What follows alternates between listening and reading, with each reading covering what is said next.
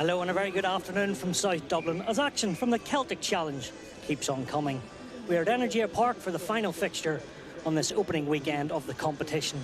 And what a treat we have for you today. It's an Irish derby with bragging rights very much up for grabs. We will join Edinburgh and Gwalia Lightning with an opening round victory. We shall see what happens over the next couple of hours. It's defending champions, the Wolfhounds, that take on the Clovers. Kickoff is on the way shortly.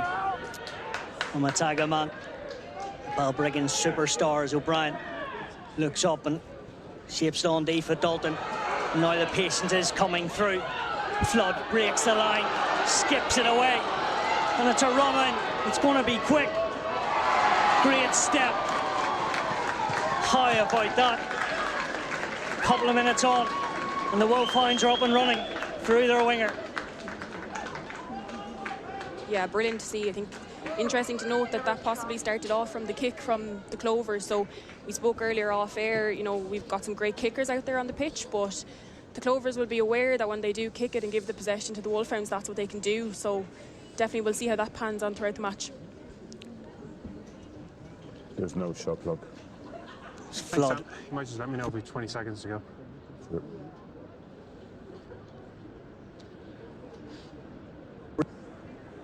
Here on this right-hand side, and the Wolfhounds had numbers out. Stacey Flood did a lovely 2v1 draw and pass, and then Amy just with her 7th step there, getting her under the posts.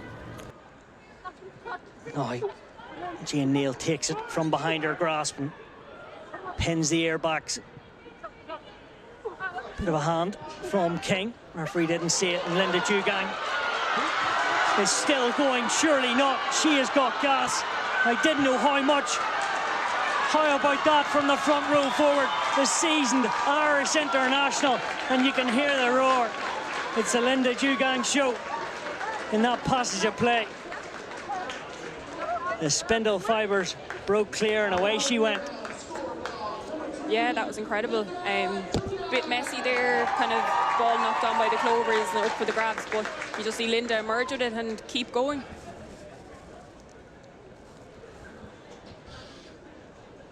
Been around the Irish team for 5-6 years.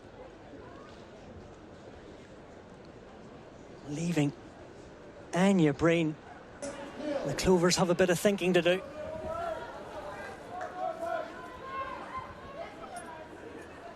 Yeah, I think even given the scoreline, it hasn't really been all in the Wolfhounds' favour either, though. Clovers have defended quite well. It's just the Wolfhounds executing anytime they have the ball, and we see how dangerous they can be. Won by Jane Neal. And you talked about them all. It is happening. Bootermer in there, as is Lane, but it's all about the front 8. Advantage comes just short at the moment. Breen tries to skip it on. But the referee has decided it's a penalty try, and the riposte from the Clovers is a good one. That was a really well-oiled machine when the line-out came down. The forwards got to work. Yeah, we saw earlier on in the game the Wolfhounds really shut the Clovers maul down at source, but see there, great take by Ruth Campbell. The Clovers are all set up, nobody's up looking at the ball, they're all already getting into their maul positions. They get that drive on. The Wolfhounds are kind of falling out and all kind of separating at similar times, which just allows the Clovers maul to get that drive on, and you see them driving over the line. Release, that's fine. Yeah, Ruth. Release, release. Putting the gauntlet down. Ruth Campbell or Jane Neal. Foley looks up and tries to test Flood, but she responds with interest and gets it away. And just like that, it's another score for the Wolfhounds. And it's Eve Higgins. The Irish 7s and 15 start. Had a free run in, but it was all about Stacey Flood. Yeah, brilliant try there. And again, it just goes to show, you know, the Wolfhounds are just, any time they have hands on ball, they're such a threat. Those 7s girls, you know, their step, their pace, the lines are so used to each other as well. So Stacey would have known exactly where Eve was and where Eve was going to be. You see her doing draw and pass, and Eve just runs straight in over the line. I think they previously in this spot had tried them all, so we'll likely try to be seeing that again. Megan Burns on. She watches her pack and do the task of pushing this over the line. Ominous for the Clovers as the Wolfhounds show every bit of class. The bonus point complete and a job well done at Energia Park for Neil Alcorn's team. Yeah, the previous Wolfhound Mall was well defended by the Clovers. I think that time the Wolfhounds just, got their organisation in track, and just through a last of concentration on the Clovers, they got through the gap in the pack right over the line. And what about that? She scores on her Leinster debut, and why not on your Celtic Challenge debut? Certainly not shy is Kelly Burke, and like any good number 2, knows where the white line is and Looked just back flops at the over. ref. Make sure he saw it. Leaving the pitch there, she wasn't involved in anything. Yeah, I was happy that she wasn't going to be involved, even if she was still outside the lines. Ball, subs, green. Time white, change, green. Number 1. Green 1, please. It's either on or just about to come on, a player you know very well. Yeah, she plays in the second row in Blackrock, my home club. Been involved in the Leinster under-18 systems, the under-20s Irish squad for that Six Nations tournament, and was in with the Leinster senior team for the Interpros this year. So great to see her here, and we'll just see her get stuck in at this level. Nice bit of skill from the second row forward. Atagaman gets her team punching holes once more. Huge overlap here. There certainly is. You spotted it. And they'll make the purchase. And it's a 5th. Clovers backpedaling. The Wolfhounds certainly capitalising. And Stacey Flood on the Celtic Challenge debut.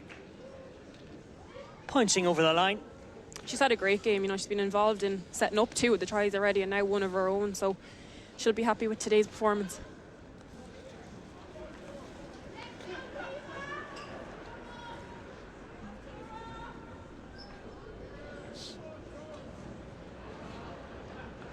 Yeah, Flood at 28.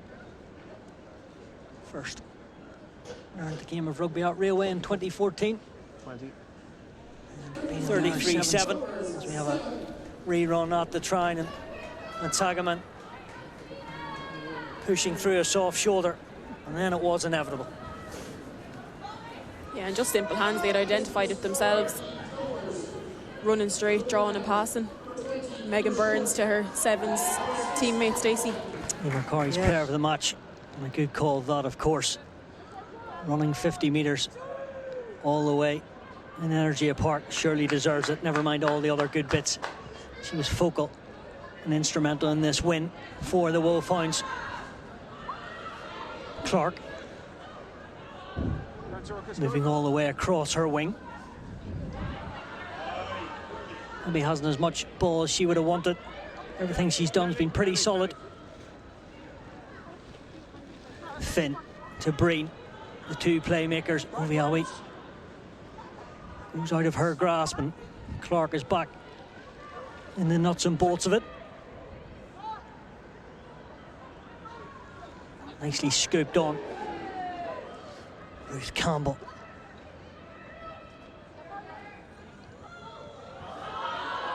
She's been excellent. The mistake comes, and the referee's whistle signals the end of the game, and the champions march on, still undefeated in the Celtic Challenge. And yes, they had a sticky part in the opening quarter, but really from minute 1 to 80, you probably knew they were going to win, and they start with a bang, Emer. Absolutely, I think it's hugely impressive to see, even at the 80th minute, their line speed, their aggressiveness, their desire to get over the ball and get those jackals. They're incredibly fit. That'll be a credit to their S&C team, and clearly they've laid down a marker now for the Celtic Challenge this year. Yeah, 5 tries, all fashionably and in different ways. The pack scored a few, but also, Amy Larne started all off and Flood get involved, so they had threats, Emer, all over the pitch.